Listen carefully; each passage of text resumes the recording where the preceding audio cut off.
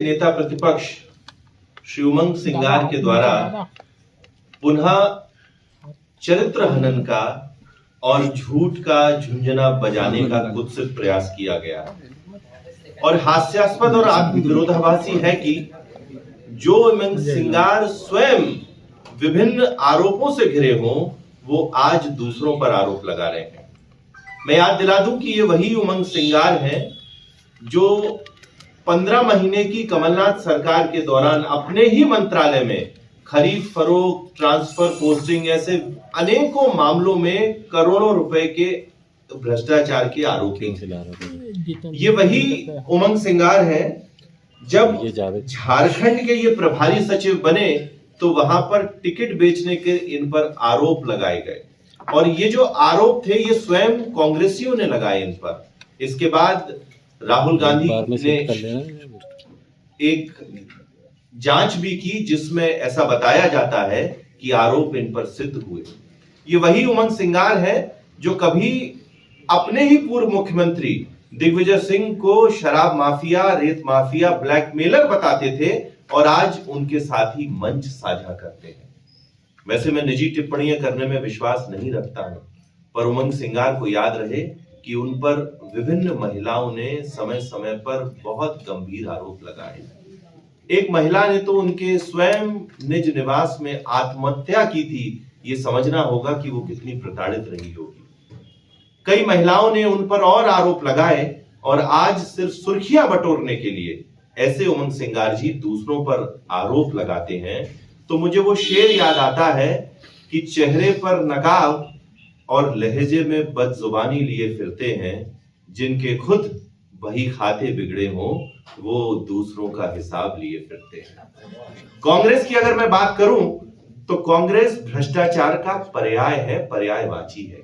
C for Congress, C for corruption.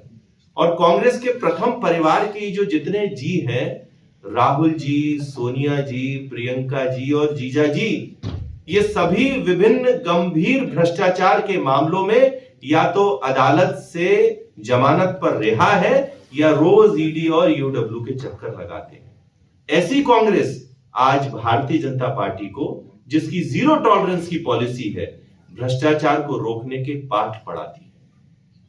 Congress को याद रहे कि इस समय देश में मोदी जी के नेतृत्व में भाजपा की सरकार है और प्रदेश में डॉक्टर मोहन यादव जी के नेतृत्व में भाजपा की ही सरकार है और ये जितनी एजेंसी कार्रवाई कर रही हैं, ये भारतीय जनता पार्टी की जो जीरो टॉलरेंस की पॉलिसी है उसके आधार पर ही कर रही है। कांग्रेस को तो आज इस बात का डर है कि जो कमलनाथ सरकार के समय भ्रष्टाचार होता था, ये कहीं जांच कांग्रेस तक नहीं पहुंच जाए। अगर कांग्रेसियों के पास सही में कोई आरोप है, कोई तथ्य है, कोई तर्क है, तो मैं बताना चाहता हूं कि जांच एजेंसियों को उन्हें सौंपना चाहिए। कांग्रेसियों के पास तो इतने बड़े बड़े नेता हैं, जो वकील हैं, वो अदालत का भी दरवाजा खटखटा सकते हैं, पर सिर्फ और सिर्फ राजनीतिक शिगुफेबाजी के लिए, सुर्खियां बटोरने के लिए उमंग सिंगार और जीतू पटवारी जैसे नेता आपस में ही लड़े हुए हैं। कोई कभी बाइट देता है, कोई कभी पत्रकार वार्ता करता है और नया कुछ नहीं होता। मैं बताना चाहता हूं कि दोनों जांच एजेंसियां बहुत गंभीरता से जितने भी भ्रष्टाचार के विषय उस पर कार्रवाई कर रही हैं। किसी व्यक्ति को भारतीय जनता पार्टी की सरकार के समय नहीं छोड़ा जाएगा, पर कांग्रेसी इस तरह की सस्ती लोकप्रियता से बचने का प्रयास करें। और ये देश बाबा साहब के संविधान से चलता है, कांग्रेस के प्रथम परिवार के निवास से लिखी हुई किसी किताब से नहीं। इसलिए संविधान में जो जांच एजेंसियां हैं, जो न्याय प्रक्रिया है, कांग्रेस अगर कुछ उसमें सौंपना चाहती है तो सौंपे, नहीं तो स्वयं अपने आप को सुर्खियों में लाने के लिए ये जो बयानबाजी की जा रही है, ये निंदनीय है। मैं पुनः बताना चाहता हूं, जीरो टॉलरेंस की नीति पर सरकार चल रही है, किसी को नहीं रोका जाएगा। अब कांग्रेस के द्वारा जो आरोप लगाए गए हैं, बहुत डिटेल में तो नहीं जाऊंगा, पर मैं सिर्फ एक छोटी सी बात से बताता हूं कि कितनी आत्मविरोधाभासी आरोप कांग्रेस लगाती है। कांग्रेस की जो दस्तावेज दिया गया है उसमें एक जो नाम आता है वो स्वयं एक कांग्रेस के नेता का है और हास्यास्पद है कि उमंग सिंघार उस पर आरोप लगा रहे हैं।